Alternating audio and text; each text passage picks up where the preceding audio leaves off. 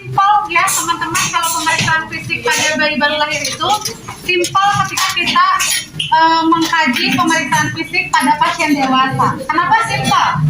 Karena pada bayi, diperhatikan ya, awas ini kalau sampai les nggak bisa, perhatikan ya. Karena kalau misalnya pada bayi kita tidak terlalu banyak melakukan teknik seperti perkusi dan juga palpasi. Nah, pada bayi yang paling banyak itu dilakukan pengkajian terkait dengan refleksnya. Jadi di setiap anggota tubuh bayi ini kita harus mengkaji refleks dari bayi baru lahir ya. Oke, pertama ya yang harus dilakukan adalah kita melakukan pengukuran antropometri mulai dari pengukuran lingkar kepala ya. Normalnya berapa lingkar kepala bayi baru lahir?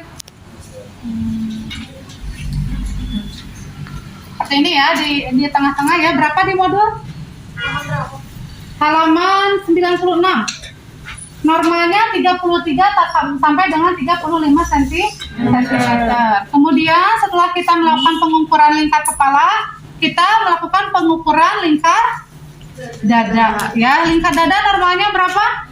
30,5 sampai dengan 33 cm ya. Pengukurannya ada di tengah ya teman-teman, jadi tidak boleh di pinggir ya.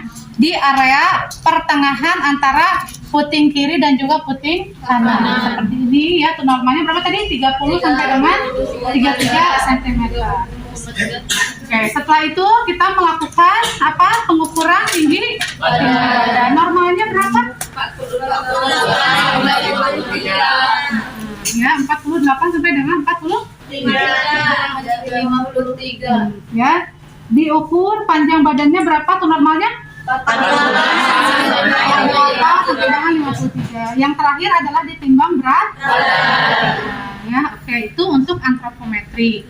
Berikutnya kita melakukan pengkajian tanda-tanda yang kita lihat atau yang kita kaji dulu. Pertama adalah suhu tubuh seperti biasa di area akila. Normalnya berapa? 37,5. Yang berikutnya adalah kita hitung frekuensi nafasnya dengan melihat pergerakan dada dan juga pergerakan perut. Kalau misalnya pada bayi mah pernapasan normalnya dia menggunakan dada dan juga perut. Dihitung, dilihat berapa? Normalnya 120 sampai dengan 140 kali per menit ya. Kemudian pengukuran nadi pada bayi tidak dilakukan di brachialis melainkan di area afikal atau di area jantung ya. Kita mengukur bayi di area nadi bayi di area jantung itu seperti ini di apex ya, di ICS ke-5 ya, kurang lebih selama 1 menit. Dengarkan, normalnya 180 kali per menit ya. Jadi ingat untuk mengukur nadi pada bayi di area jantung atau apex ya. Oke, yang berikutnya tekanan darah. Umumnya pada bayi tidak dilakukan pemeriksaan tekanan darah. Tapi kalaupun kita ingin mengetahui normal tensinya berapa, itu normalnya 80/45 mm Hg ya. Oke. Kemudian yang berikutnya kita ke postur badan bayi, teman-teman ya. Diperhatikan postur badan bayi baru lahir yang normal itu biasanya dia simetris dari ujung kepala sampai dengan ujung kaki. Kemudian setelah itu kita lihat kondisi kulitnya, apakah ada milia, kemudian miliaria, eritema, kemudian apa lagi? Warnanya ada ya tulang nubo. Kalau misalnya tulang nubo itu dia bulu-bulu halus di area kulit bayi. Kemudian kalau untuk neonatal jaundice itu warna kekuningan yang muncul pada hari kedua ataupun hari ketiga itu ya. Kemudian adanya milia itu distensi kelenjar minyak. Biasanya dia ada di area hidung bayi itu di sini dan juga di area pipi bayi. Dan juga ada miliaria. Perhatikan, miliaria itu bentuknya putih seperti papula, seperti biang keringat. Perhatikan ada tidak yang seperti itu gitu ya di area wajah bayi ataupun tubuh bayi. Kemudian perubahan warna harlequin atau kulit bayinya itu dia bersisik seperti ular. Hati-hati, itu tanda-tanda kelainan. Dan juga perhatikan apakah ada Mongolian spot atau talangik nevi. Jadi adanya warna kebiruan di area kulit atau tubuh bayi gitu ya. Itu kelainan yang ada di kulit. Tapi kalau misalnya kita nyebutin normalnya kulit bayi ini warnanya apa? Merah muda dan terdapat sedikit lanugo atau bulu-bulu halus di permukaan tubuh bayi gitu ya. Oke, kemudian kepala yang harus kita perhatikan adalah bagian anterior ya, fontana anterior dan juga fontana posterior. Kalau fontana anterior itu dia panjangnya kurang lebih berapa? 2,5 sampai dengan 4 cm dan normalnya dia akan menutup pada usia 18 bulan. Nah, kalau misalnya fontana posterior ya, ini normalnya berapa? 0,5 sampai dengan 1 cm dan dia akan menghilang pada usia 2 sampai dengan 3 bulan gitu ya, seperti itu. Arahan di kepala bayi gitu ya. Kemudian kita ke area mata. Yang diperhatikan dari area mata ini adalah kelopak mata bayi normalnya udim, bengkak dan pengeluaran air mata yang minimal gitu ya. Kemudian refleksnya yang harus dikaji ada 3 nih, harus dihafalin.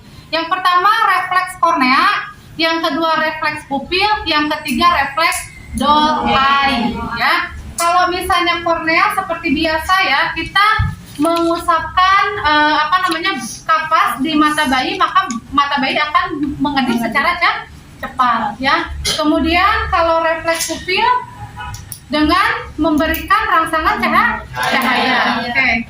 Bila didekatkan maka mengecil, bila dijauhkan maka membesar ya, kiri kanan ya. Ya, gitu. Satu lagi doll eye.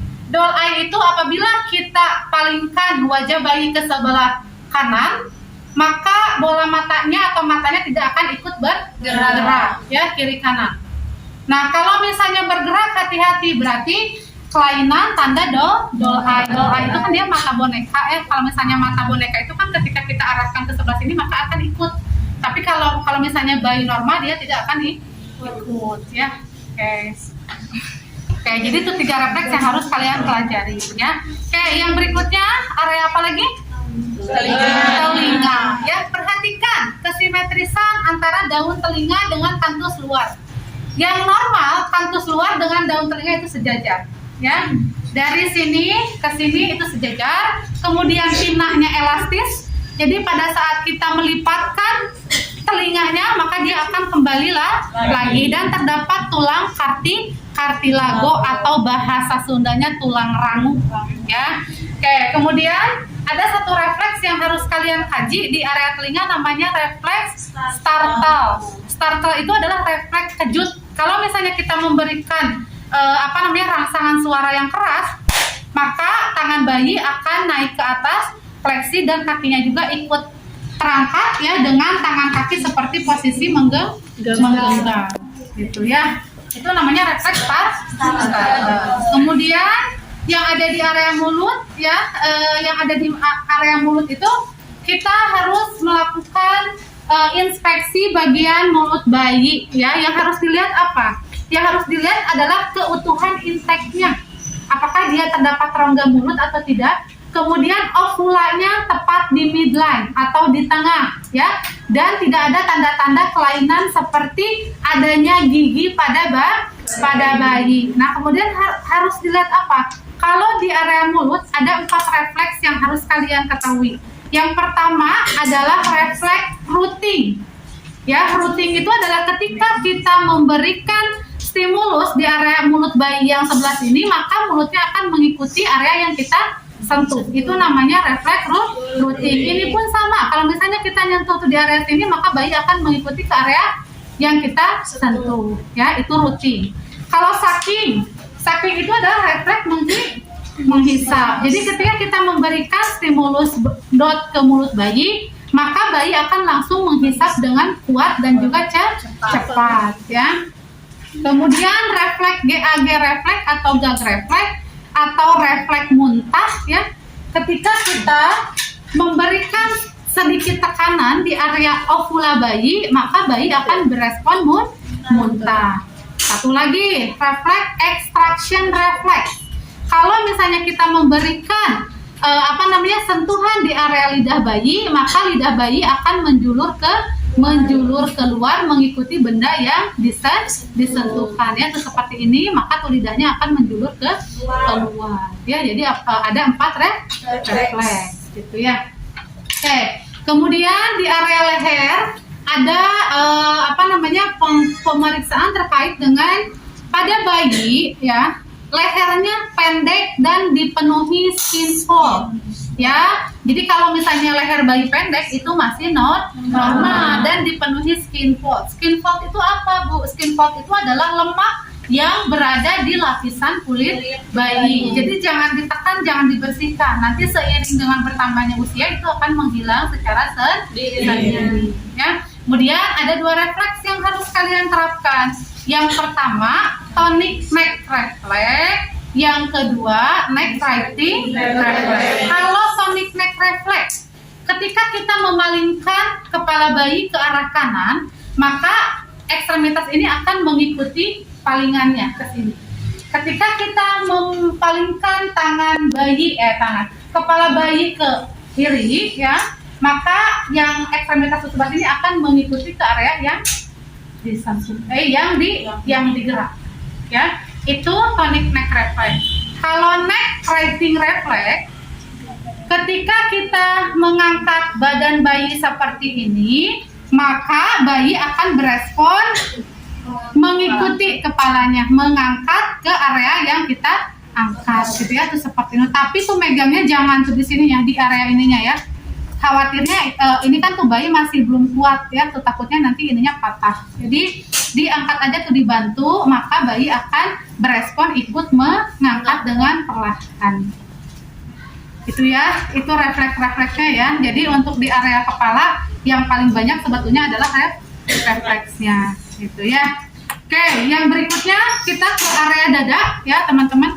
Kalau dada, lihat ya kesimetrisan antara dada anterior dan juga dada posterior. Yang normal itu bandingannya 1:1 ya, tidak ada kelainan seperti barrel chest, pigeon chest, dan juga panel chest itu. Kemudian dilihat pengembangan dadanya, apakah dia menggunakan pernapasan dada atau pernapasan perut. Normalnya keduanya digunakan. Kemudian sedikit ada retraksi sternal di area sini. Jadi kalau misalnya ada retraksi atau ada pergerakan, jangan heran, karena memang bayi usaha bernapasnya lebih banyak dibandingkan kita orang dewasa.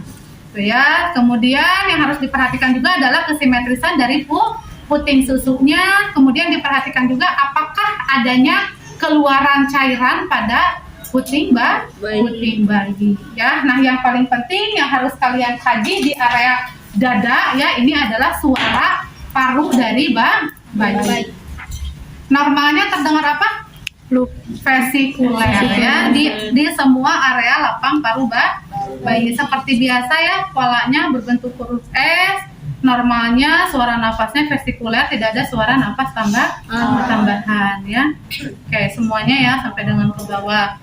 Itu untuk mengkaji suara paru bayi. Kalau misalnya jantung, letakkan saja di area apex atau ICS kelima atau di bawah puting susu. Suara normalnya itu dalam, tidak ada tanda-tanda suara jantung tambahan seperti murmur dan juga galop ya. Dan pada bayi biasanya suara S1 lebih tidak terdengar dibandingkan suara S2.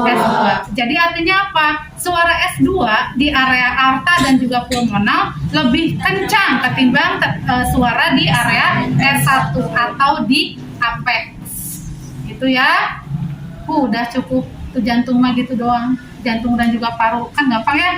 Oke. Kemudian setelah itu kita kaji area abdomennya ya.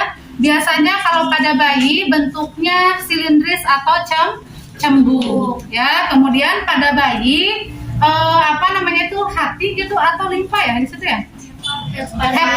Hepar itu akan teraba 2 sampai dengan 3 cm di area mana? Kiri atau kanan? Kanan. Berarti di area sini. Dia akan teraba 2 sampai dengan 3 cm di bawah tulang iga yang paling bawah. Kemudian kalau untuk limpa biasanya dia akan teraba pada masa 1 minggu setelah bayi itu lahir. Kalau misalnya ginjal biasanya 1 sampai 2 cm di area umbilikalis kiri dan juga kanan ya. Kemudian di area abdomen apa yang harus diperhatikan kalau misalnya pada bayi baru lahir ini? Tali pusat. Perhatikan apakah ada tanda-tanda infeksi pada tali pusat. Tanda-tanda infeksi apa aja? Kemerahan, bengkak gitu ya, dan terdapat warna kebiru-biruan seperti kumpulan nanah ya. Kemudian yang berikutnya adalah refleks di area abdomen, itu ada namanya refleks crawling. Jadi crawling itu ketika kita menengkurapkan bayi seperti ini ya, maka bayi akan berusaha untuk merangkak ya, seperti ini. Oke. Kemudian yang berikutnya genitalia ya teman-teman. Genitalia yang harus diperhatikan adalah kalau pada perempuan biasanya labia mayora dan juga labia minoranya itu bengkak ya. Kemudian untuk lubang kencing biasanya ada di bawah klitoris, dan normalnya baik laki-laki pada perempuan keluaran miksinya itu kurang dari 24 jam. Kalau misalnya pada laki-laki, perhatikan meatus uretranya dia ada di tengah-tengah anas, ada di tengah-tengah penis. Kemudian sis skrotumnya dia menutup sebagian besar penis dan biasanya sedikit bengkak. Jadi kalau misalnya itu seperti itu masih normal selama ya tadi itu selama memang lubang kencingnya itu ada di tengah si testisnya atau si penisnya gitu ya. Oke, itu untuk yang di genitalia ya. Kemudian kalau untuk yang di bokong, nah ya, yang di bokong itu perhatikan ya, biasanya kalau bayi baru lahir normal itu keluaran mekonium atau fesesnya kurang dari 24 jam. Kalau lebih dari 24 jam hati-hati adanya kelainan seperti histrung ataupun atresia ani ya. Kemudian di area punggung ada 2 refleks yang harus kita kaji. Yang pertama adalah refleks Perez atau refleks apa itu namanya? Lupa. Bukan, ada itu yang kalau yang di daftar Philips dia apa sih namanya? Refleks apa?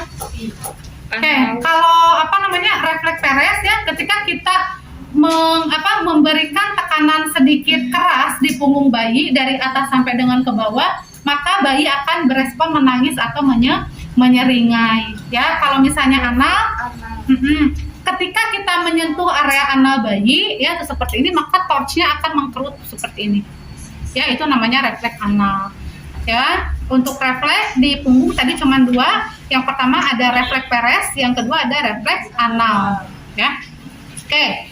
Kemudian ekstremitas ya teman-teman, ekstremitas itu dilihat kelengkapan jumlah jaringnya ya, ekstremitas atas dan juga ekstremitas bawah.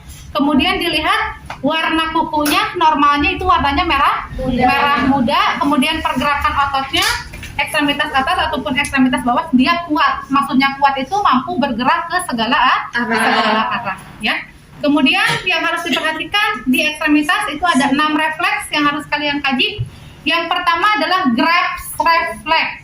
Grab reflex itu ketika kita menyentuh area tangan bayi, maka bayi akan menggenggam dengan kuat ya, seperti ini ya.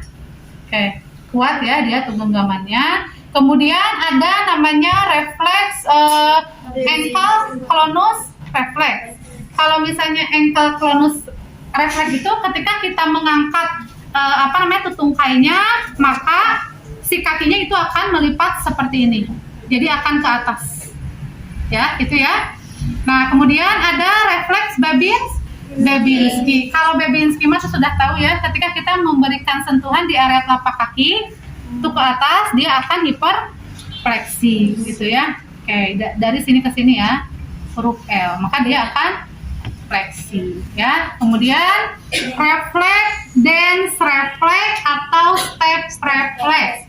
Nah, ketika kita mengangkat bayi, kemudian memberdirikan bayi itu seperti ini, maka bayi akan seolah-olah si kakinya ini berjalan atau menari, ya. Yang berikutnya refleks moro. Kalau misalnya moro itu sebetulnya hampir sama dengan startle. memberikan kejutan. Kalau misalnya kita mengejutkan bayi dengan memberikan hentakan kepada benda keras, maka si tangan bayi akan mengangkat itu seperti ini dengan memposisikan hurufnya tuh C gini. Tapi tidak disertai dengan adanya genggaman pada area tangan. Tapi biasanya antara Moro dan juga Starka itu tidak ada bedanya. Ya, jadi itu tangannya ngangkat tuh seperti ini, dan juga dengan si kakinya membentuk huruf C dua-duanya ya. Muncul bahasa Sunda nama ngorenya. Ya, oke. Ada lagi tadi refleks yang terlewatkan di ekstremitas trunk incurvation atau dalan ya. Jadi ketika kita memberikan sentuhan di area pinggul bayi itu seperti ini, maka bayi akan bergerak ke area yang kita sentuh. Satu lagi di area sini, maka bayi pinggulnya akan bergerak ke area yang kita sentuh ya. Kemudian dua pemeriksaan terakhir, dua tanda yang harus kalian periksa. Yang pertama adalah scrap sign, yang kedua adalah crisis sign. Nah, scrap sign itu dia untuk melihat tingkat dari prematuritas bayi. Nah, contohnya itu seperti ini. Ketika kita menyentuhkan tangan lebih jauh daripada bahu, maka bayinya prematur. Tapi kalau misalnya kita menyentuhkan tangan lebih kalau misalnya lebih dekat ke area bahu itu seperti ini, maka prematur. Kalau misalnya semakin jauh ke area bahu, dia bayi matur. Ya, itu untuk scrap sign. Nah, kalau tanda-tanda crisis sign, lihat garisan telapak tangannya. Apakah satu atau lebih? Kalau misalnya satu, waspada, terdapat tanda dan gejala Down syndrome. Kalau misalnya kaki guratannya tidak ada, berarti menunjukkan bahwa bayi tersebut masih prematur. Tapi kalau misalnya lebih banyak, berarti bagus. Artinya bayi tersebut dia matur atau bayinya sudah matang, usia gestasinya lebih di rentang 37 minggu ke atas. Itu ya. Gampang? Ibu sudah, tadi di atas pertengahannya, maka kedua matanya akan mengaduk secara bersamaan. Itu namanya refleks glabella, diketuk aja. Maka kedua mata akan bergerak akan menutup secara bersamaan ya.